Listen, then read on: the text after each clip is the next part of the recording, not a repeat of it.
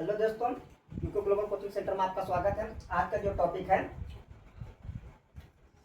लाभ हान, मैथ के लाभ हान जिसे प्रॉफिट लॉस कहते हैं। देखिए, ये जो लाभ हान पढ़ाने का जो मैथ में रखा जाता है, इसका मेन मकसद ये रहता है कि हमको ये जानकारी ये पता चलता है कि कोई भी वस्तु या बिजनेस में, कहीं खरीदारी में, कोई चीज़ हमको बचत में, पैसा बैंक में कैसे रखें, कैसे मतलब सेविंग किया जाए, ठीक है, उससे हमें क्या लाभ होगा, क्या हानि होगा, इन सब चीज़ों को जानकारी के लिए लाभ और हानि पढ़ाया जाता है कि हमको ये चीज़ इसमें इन्वेस्ट कर रहे हैं तो हमको क्या लाभ होगा, हमको इसमें अगर ये कर रहे हैं तो हमको कोई हानि होगा कि नहीं। ये सब जानकारी के लिए लाभ और हानि पढ़ाया जाता है।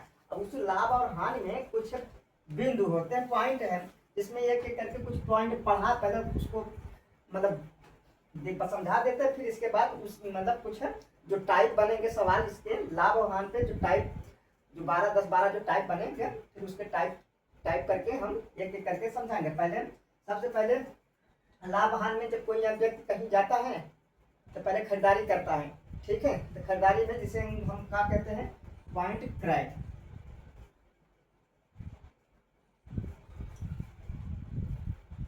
क्रय मूल्य को अंग्रेजी में कॉस्ट प्राइस कहते हैं दोस्तों, कॉस्ट प्राइस, ठीक है। इसी को शॉर्टकट में हम अगर सरल करें तो सीपी, जो आएगा सवाल में जितना आएंगे, जब सवाल लगाना तो वह सीपी एसपी सीपी ऐसे करके चलेंगे, ठीक है। जिस वस्तु की कोई चीज़ खरीदी जाए, सॉरी जिस वस्तु जब कोई हम सॉरी जब हम कोई वस्तु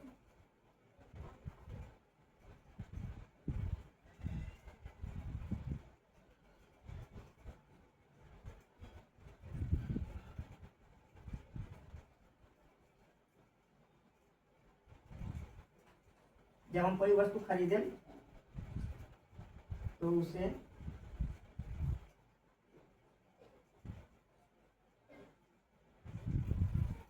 क्रय मूल्य,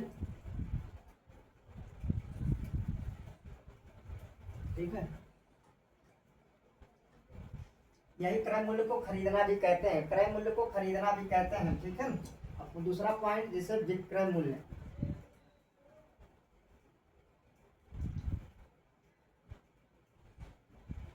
विक्रय मूल्य जिसे हम इसी को इंग्लिश में सेलिंग प्राइस कहते हैं।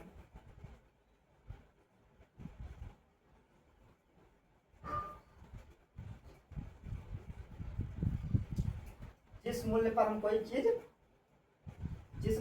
चीज क्या करें, विक्रय मूल्य मतलब जिस मूल्य पर हम कोई चीज बेचें,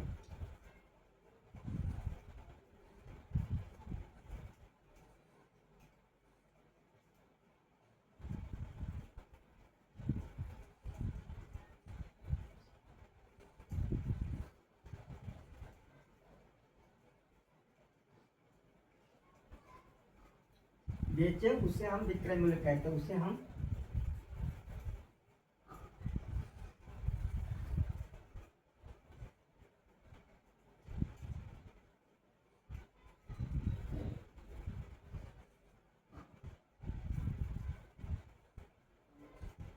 ठीक है।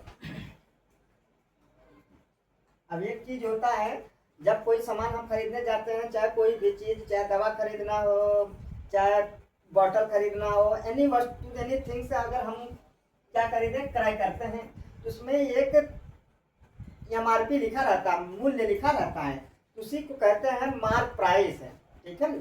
तो जिसे मार्क प्राइस मतलब चिन्हित मूल्य कह दीजिए,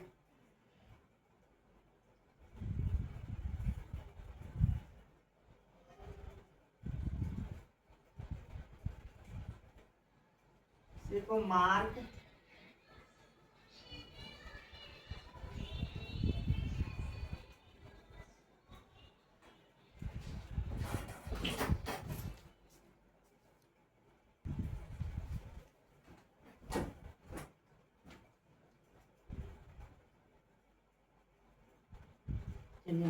मतलब जब किसी भी वस्तु पे मार्क प्राइस मतलब चिन्हित मूल्य ही, चिन्हित मूल्य मतलब कोई चीज जो उस पर प्राइस दिया रहता है, किसी भी वस्तु पर किसी भी वस्तु पर दिया गया प्राइस या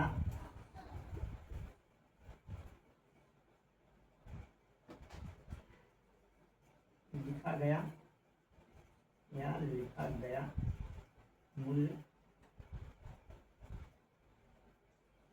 मार्क प्राइस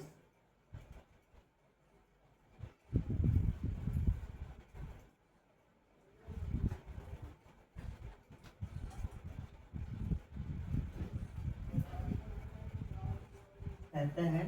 इसी को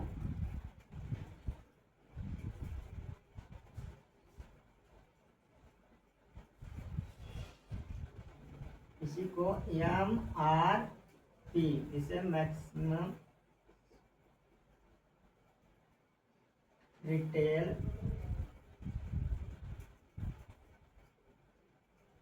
प्राइस, ठीक है। यह चिन्हित मूल्य को ही MRP जिसे कहते हैं MRP कितना, मैक्सिमम रिटेल प्राइस के नाम से ही चिन्हित मूल्य, ठीक है। अब इसके बाद आते हैं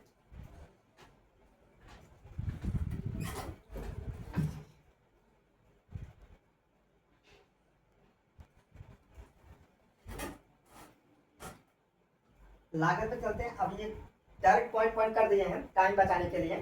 लागत इन्वेस्ट जिस खर्च पर, मतलब हम जैसे मान लीजिए कोई चीज पंखा हुआ, कोई चीज हम बनवाने गए, जिस खर्च पर कोई वस्तु निर्मित किया जाए तो उसे हम लागत अतिरिक्त पैसा जो है उसमें किसी भी चीज में इन्वेस्ट करें, ठीक है, इसे लागत कहते हैं। अब इसमें लाभ, तब हम अब इसमें लाभ चल करके बताते हैं। अगर हम मान लीजिए कोई वस्तु क्या करें, लाभ कब होगा, जब विक्रय मतलब बेचा गया वस्तु, जैसे हमने कोई चीज खरीदा, अब खरीदने के बाद जैसे हमने मान लीजिए मार्कर लेके दुकान पर से आए, हमको इसको सेलिंग करना है, तो मान लीजिए हम 10 रुपए के लेकर आए, तो हमको फायदा लाभ कमाना तो क्या करेंगे, तो कम में बेचना है, नहीं कम नहीं, इसको हम 10 में लाए, जिसे हम 12-11 रुपए में बेचेंगे, तो जो हमको अतिरिक्त 10 के खरीद के 11 पे बेचे, जो अतिरिक्त पैसा मिला वही तो लाभ हुआ ना।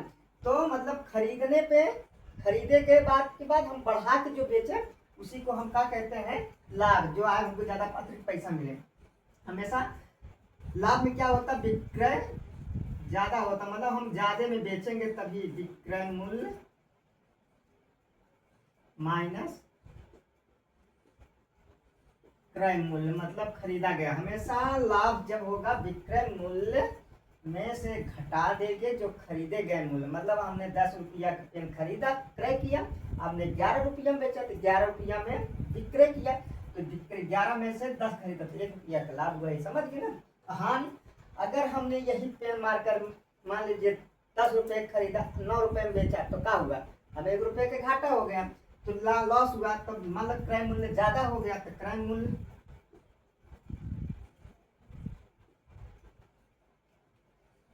माइनस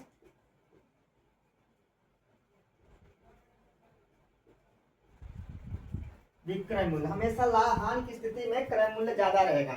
हम जिस चीज को खरीदेंगे फायदा कमाने के चक्कर में नहीं बिच रहा, सड़ रहा, गल रहा, जैसे मान लीजिए मार्केट से कच्चा सामान लाया, सब्जी के रूप में पालक हुआ, भिंडी हुई, ऐसी चीजें जो 1-2 दिन में खराब होने की स्थिति में आया, हमने खरीद के लेकर आया 25 रुपये केजी, और वो माल बिक नहीं रही है, तो क्या करेंगे, अब खरीदे हैं 25 रुपये केजी, तो हम उसको माल खपाने के लिए भैया ले जाओ, कमी दाम में ले जाओ, तो हमने 18 रुपये में बेचा, तो खरीदा 20 में, बेचा 18 में, 2 रुपया घाटे के दर से बेचा ना, तो वो हमें हानि हुई, ठीक है। तो जो कोई चीज खरीदेंगे मूल्य के भी नीचे हम दाम में नीचे बेचे, तो वो हमेशा घाटा देता है। अब लाभ प्रतिशत, एक जानकारी के बता देते हैं, लाभ हमेशा जब भी किसी चीज का लाभ या हानि परसेंटेज निकाला जाता है दोस्तों, क्रय मूल्य पर ही, क्योंकि हमको लाभ हानि जब हम खरीदे, हम उसका लाभ लेना है कि हानि लेना है, ठीक है। हमेशा इस स्थिति में लाभ प्रतिशत बराबर, ठीक है, जितना लाभ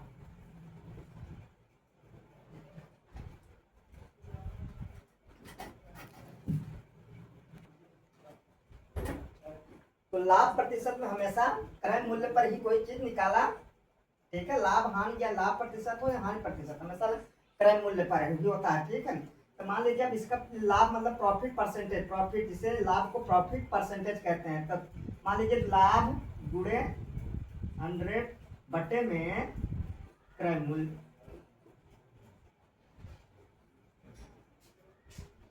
ठीक है। अब ये हान लॉस प्रतिशत अब 60 कट में लिखेंगे, ठीक है दोस्तों। तो यल गुणे 100 पट्टे में, अब ये क्रय मूल्य क्या कहते हैं 60 कट में, कॉस्ट प्राइस, कॉस्ट, ये कॉस्ट प्राइस सीपी, ठीक है। अब इसके बाद यहाँ पे